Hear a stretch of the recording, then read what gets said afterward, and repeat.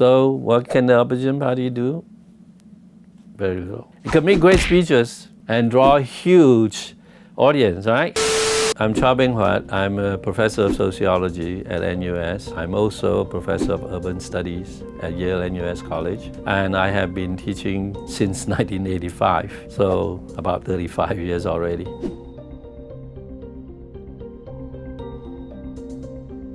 Most citizens really are more concerned about housing, education, healthcare, and employment, right? All of these activities, right, basically promotes political support.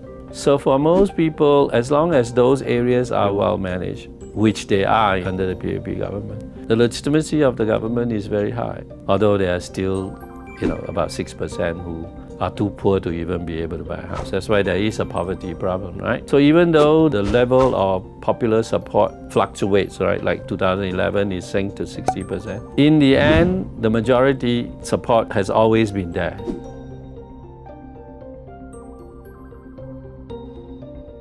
Everything. Seriously, I think the real problem is really the policy that the PAP actually put in place, right, are so productive that no opposition party can imagine doing differently. If you are in the opposition party, you cannot imagine giving up public housing. You cannot imagine giving up state capitalism. You cannot imagine giving up multiracialism. So all the major policy areas that really impact people's lives, right, is very difficult to come up with alternative policies. So the opposition party is actually left with areas that the government really doesn't pay much attention to because it will not seriously affect its main middle ground support. So what can the opposition party do? Very little. It can make great speeches and draw a huge audience, right? The party always has a focus on the masses rather than on individuals. That's the core of the idea of communitarianism.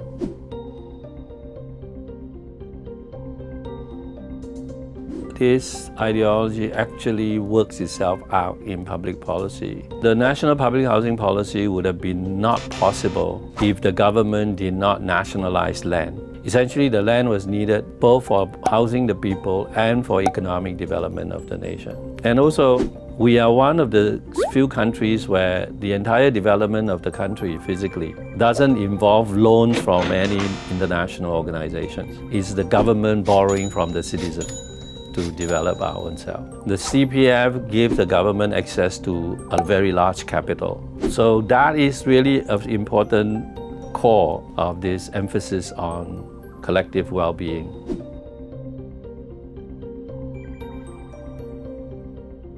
A lot of people go to the opposition party to hear their grievances being vocalized by the opposition leaders. If you are in a lower end working class, you want to go there and listen to people complain about inequality. You want to go there and people who can talk about how poverty is a problem. They are important in precisely giving voice to issues where the government, in the interest of capturing the majority, is not paying enough attention.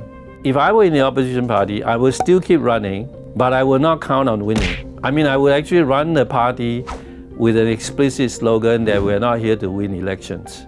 But, we are here to have the rights to publish a party newspaper, to talk about issues. We retain the rights during, election time, the rights to make speeches.